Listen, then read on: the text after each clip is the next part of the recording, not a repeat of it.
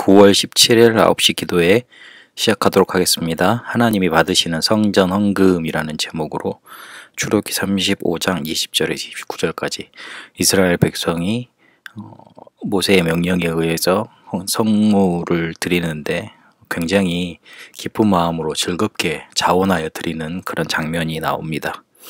그 장면을 가지고 하나님이 어떤 헌금을 받으시는가, 성전 헌금을 받으시는가 확인해 보도록 하겠습니다. 먼저 우리가 언약을 정확히 붙잡으면 기도되어지게 돼 있습니다.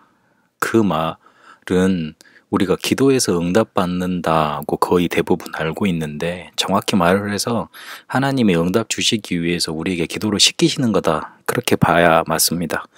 언약이 먼저입니다. 우리의 기도가 먼저가 아니고 하나님은 언약을 먼저 주시고 그 언약을 성취하시기 위해 우리에게 기도에 힘을 주시고 또한 기도가 되어지게 만드시고, 그리고 우리 편에서는 또 기도가 되어지는 것이고요. 그 선상에 있다 보면 언약은 성취가 반드시 되게 돼 있습니다. 우리가 어떤 언약을 붙잡느냐에 따라서 언약이 성취되느냐 안 되느냐 달라집니다. 틀린 언약을 붙잡았으니 당연히 성취가 안 되는 겁니다. 그리고 당연히 기도도 안 되는 거고요. 오늘 이스라엘 백성들이 어떤 마음으로 하나님께 예물을 드렸는지 한번 우리가 확인해 봐야 되겠습니다.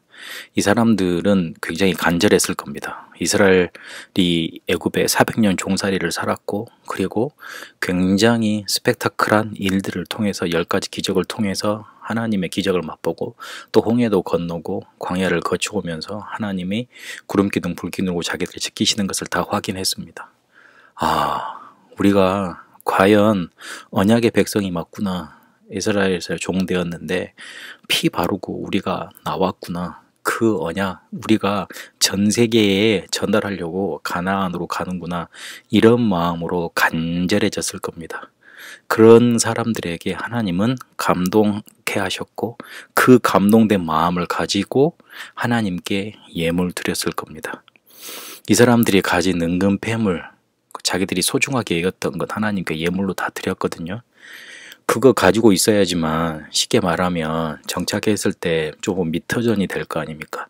뭔가 바꿔서 자기 생활 기반을 만들 거 아닙니까? 그런데 그것보다 더 중요하게 성막 짓는 게 가치 있게 느껴질 정도로 되었기 때문에 자기의 모든 것을, 자기가 이렇게 꽁꽁 숨겨놨던 것들을 감동되어져서 간절한 마음으로 하나님께 드릴 수 있었을 겁니다.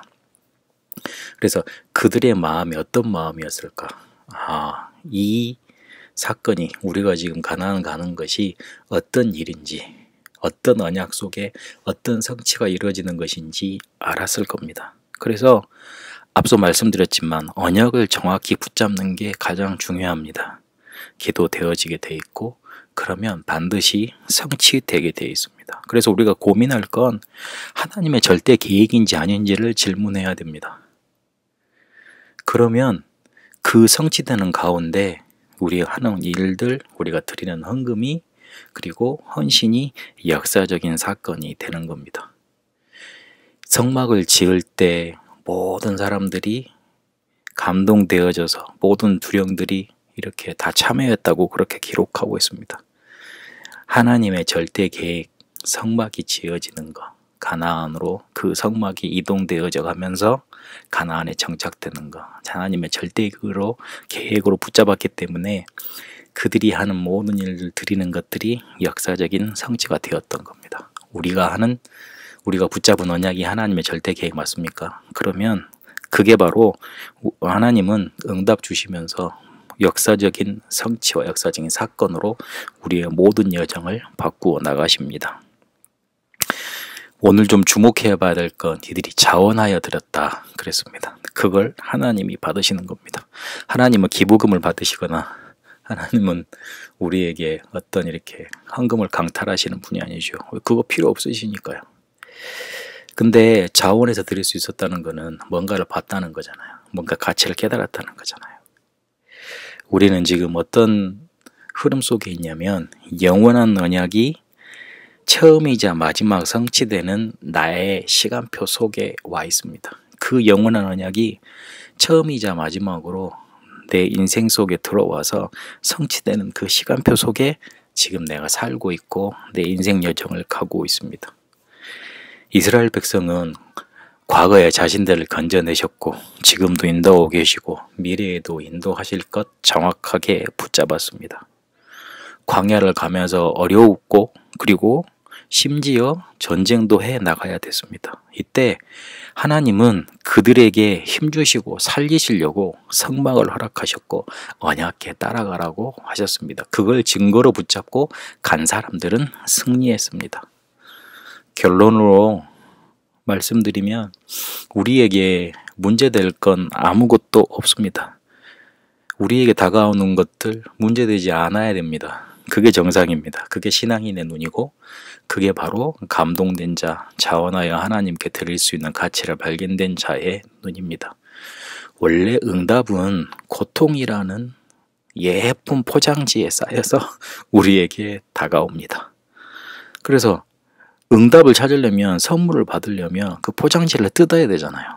포장지만 보고 이게 고통이네, 어렵네, 힘드네 이러니까 안에 있는 속 성물은 받지를 못하는 겁니다.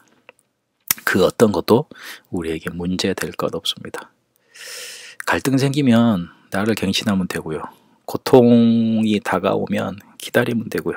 조금 어려우면 조금만 기다려보면 하나님이 그걸 발판 삼으시는 그런 응답들을 다 허락하시게 됩니다. 그 어떤 것도 우리에게는 문제될 게 없습니다.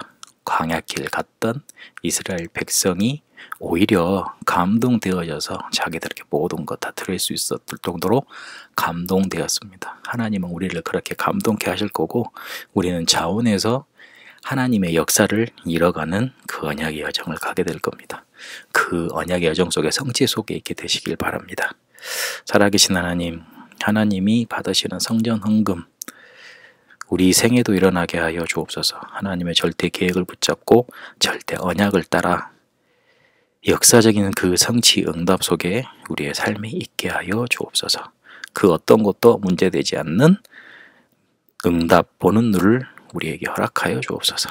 살아계신 우리 주 예수 그리스도 이름으로 기도합니다. 아멘.